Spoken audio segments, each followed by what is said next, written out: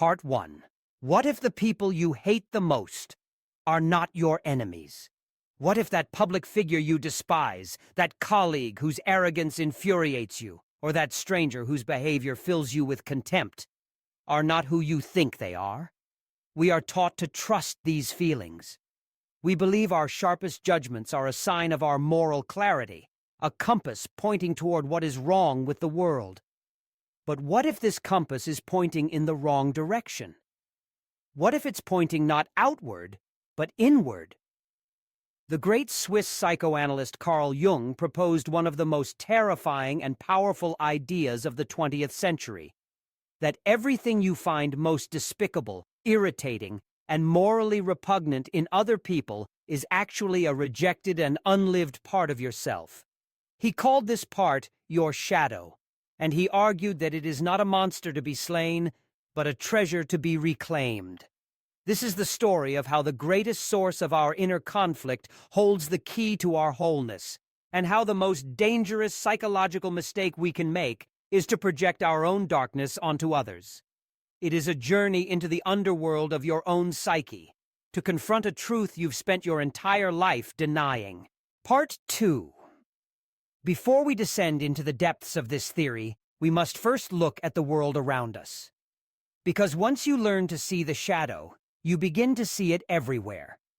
It manifests today as a series of confusing, painful, and seemingly unsolvable modern problems. Consider first the digital world. Scroll through the comment section of almost any social media post, news article, or video. What you find is a cesspool of human misery. It is a battlefield of projection, where anonymous avatars spew vitriol, calling each other stupid, moron, or brainwashed.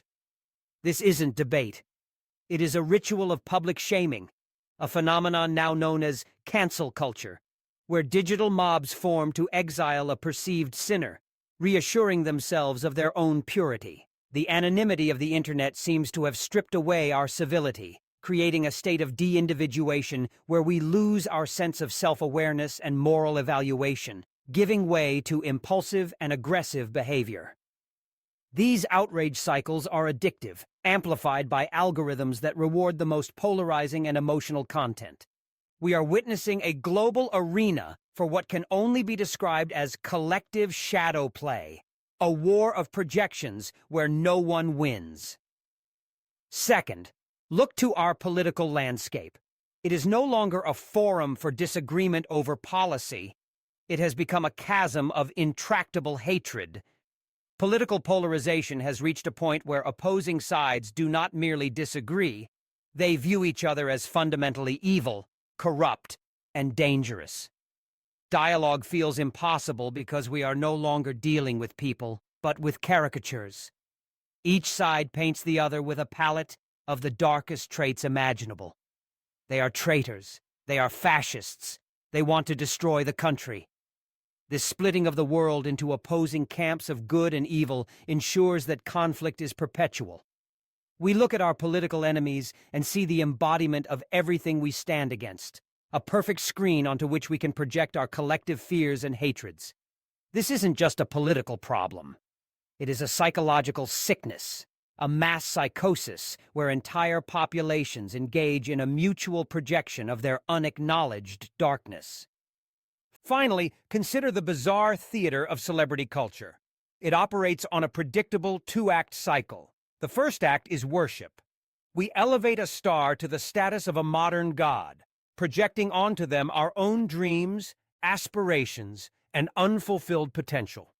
We form intense, one-sided parasocial relationships, feeling an intimacy with someone we've never met, investing our emotional energy into their success as if it were our own.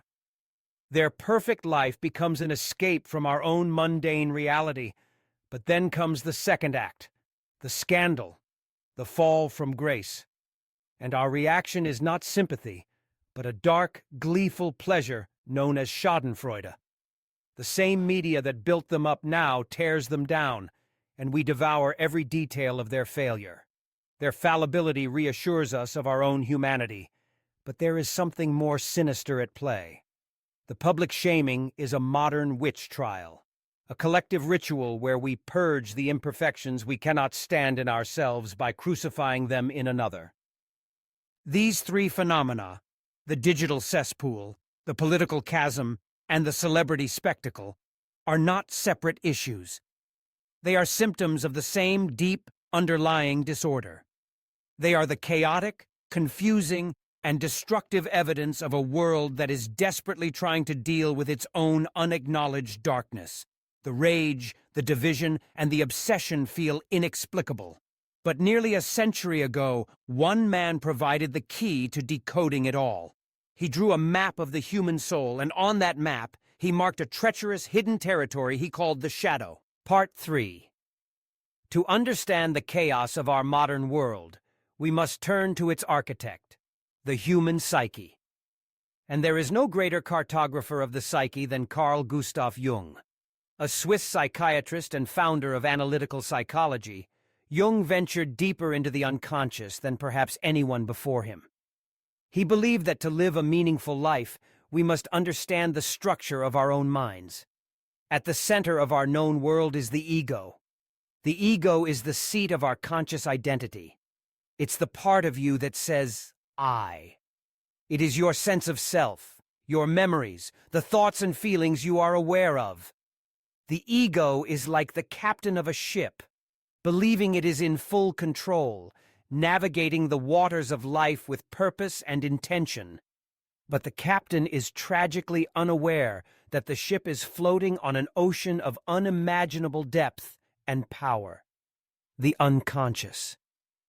The unconscious, for Jung, is not just a repository of forgotten memories.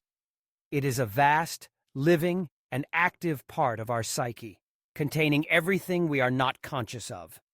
It is split into two layers. The personal unconscious holds our own repressed experiences and forgotten memories. Beneath that lies the collective unconscious, a deep, ancestral layer shared by all of humanity, containing the blueprints of human experience, which Jung called archetypes. Now, to navigate the social world, the ego needs a tool. It needs a face to present to others. Jung called this the persona, from the Latin word for an actor's mask. Your persona is your social mask. It's the version of you that you show to your boss, your friends, your parents. It is a compromise between your true individuality and the expectations of society. A well-functioning persona is essential for civilized life. But a grave danger arises when we forget we are wearing a mask. When the ego identifies completely with the persona, when a doctor believes he is only a doctor, or a mother believes she is only a mother, a profound fragmentation occurs. They mistake a single role for their entire being, and in doing so, they cast a very long shadow. This brings us to the heart of our exploration, the shadow. As we grow up, we are taught that certain parts of us are good and acceptable, while others are bad and unacceptable. Our parents, teachers, and society reward our kindness, our diligence, and our compliance. They punish our anger, our laziness, our aggression, and our selfish desires. To survive and be loved, we learn to identify with the good parts, integrating them into our conscious ego and our persona. But what happens to the parts we disown? They don't disappear. We shove them down, out of sight, into the dark bag of the unconscious. This bag is the shadow. Jung called it the thing a person has no wish to be. It is the sum of all the unpleasant qualities we like to hide, even from ourselves. But here is the crucial, often misunderstood part of Jung's theory. The shadow is not just a sack of bad things. We repress any part of our personality that doesn't fit with our conscious ideal or our cultural norms. This means the shadow can also contain profoundly positive qualities. For a child raised in a family that values quiet obedience, their natural assertiveness and boisterous creativity might be repressed. For a man taught that boys don't cry, his sensitivity and vulnerability are exiled to the shadow. For someone in a hyper-competitive environment, Their capacity for rest and gentle cooperation becomes a shadow trait. Therefore, the shadow holds not just our demons, but also our unlived life, our raw vitality, our creative impulses, and our hidden strengths, what some Jungians call our golden shadow. As Jung said, everyone carries a shadow, and the less it is embodied in the individual's conscious life, the blacker and denser it is. So, how does this repressed shadow make itself known? It cannot speak directly, so it uses a secret, powerful language. Projection. Projection is an unconscious defense mechanism where we attribute our own unacknowledged traits and feelings to other people. It is as if our psyche contains a movie projector. The film is our own repressed shadow content, and the world is full of blank screens, other people, onto whom we project this film. We don't decide to project. Jung said it simply happens to us. When you are absolutely certain that your boss is secretly trying to undermine you, or that a friend is consumed by jealousy, or that a political figure is pure evil, you may not be seeing them clearly at all. You may be watching a movie projected from the depths of your own unconscious. The intense emotional charge, the rage, the contempt, the disgust, is the signal. It's the heat coming off the projector bulb, telling you that what you are seeing is not just reality, but a reflection of your own unknown face. Jung was blunt. The most dangerous psychological mistake is the projection of the shadow onto others. This is the root of almost all conflicts. This creates a state of profound inner conflict. The conscious ego, identified with the good persona, is at war with the bad shadow, which it sees everywhere in the outside world. This fragmentation is the source of neurosis. The cure, Jung argued, is a lifelong process he called individuation. Individuation is the journey of becoming whole. It is the process of self-realization, of unifying the conscious and unconscious parts of our personality to become the unique individual we were always meant to be. It is the ultimate goal of human life. But Jung was clear. This journey to wholeness is impossible without first facing the darkness within. The path to the self leads directly through the shadow. He described it as a tight passage, a narrow door, whose painful constriction no one is spared who goes down to the deep well. To become whole, you must first have the courage to confront the parts of yourself you have thrown away. Part 4. With this map of the psyche in hand, we can now return to the confusing battlefields of the modern world. The puzzles we encountered are no longer inexplicable. They are textbook examples of the shadow running rampant, writ large on a global scale. We are now equipped to have the great aha moment. Let's first solve the mystery of the digital cesspool. Who is the anonymous internet troll, spewing hatred from behind a screen? They are not, as we might imagine, a confident monster reveling in their power. More often, they are a person with a fragile ego and a powerful, unintegrated shadow. In their daily life, their persona may be one of quiet compliance, of powerlessness. But their shadow is filled with repressed rage, feelings of inadequacy, and a desperate need to feel significant. The Internet, with its anonymity, offers the perfect stage for the shadow to act out. It strips away the persona and gives the shadow a voice it is denied in the real world. When the troll calls someone an idiot, they are projecting their own deep-seated fear of being stupid. When they attack someone for being weak, they are projecting their own feelings of helplessness. The vitriol they spew outward is a direct reflection of the self-loathing they feel inward. They are possessed by their shadow, living below their own level and falling into their own traps. Now, let's solve the puzzle of our intractable political chasm. Why is political debate so toxic and unproductive? Because it is rarely a debate at all. It is a mass projection of the collective shadow.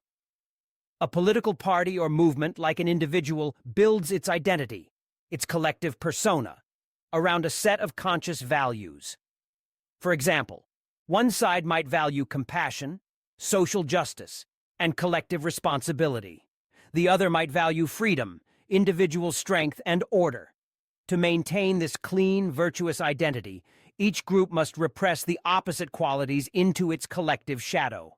The group that values compassion must disown its own capacity for ruthlessness.